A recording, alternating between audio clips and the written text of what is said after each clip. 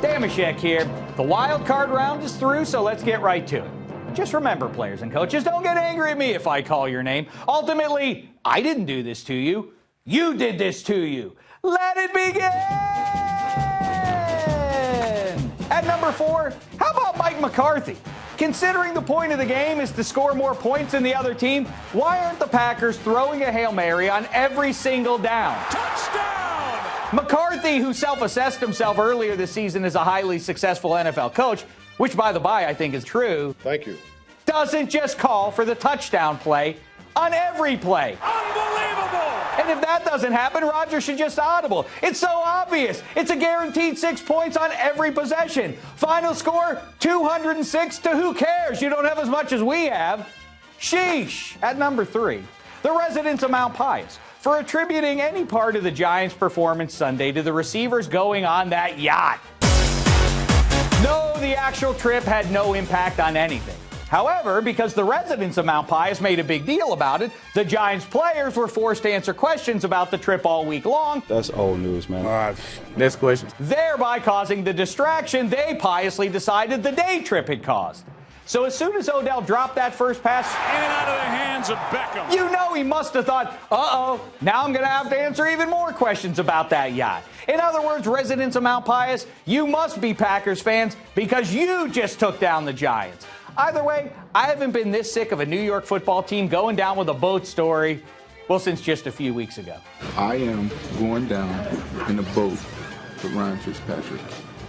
That brings us to the Everyman, presented by the Campbell's Chunky Everyman All-Star League, which this week goes to me.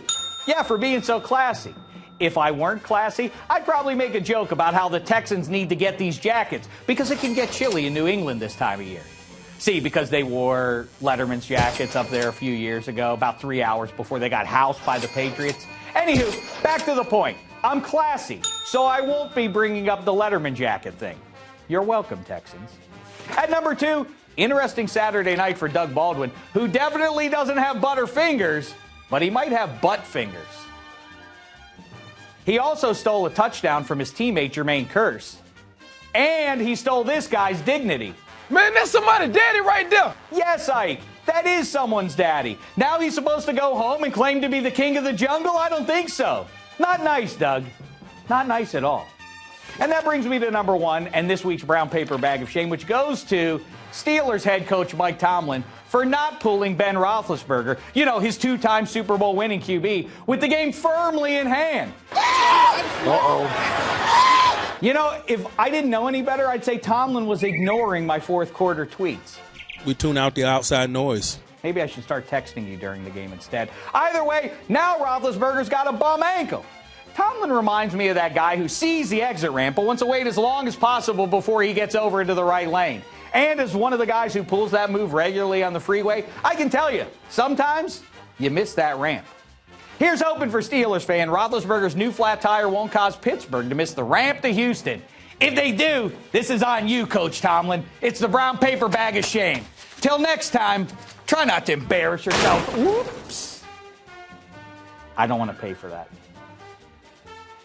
Shame.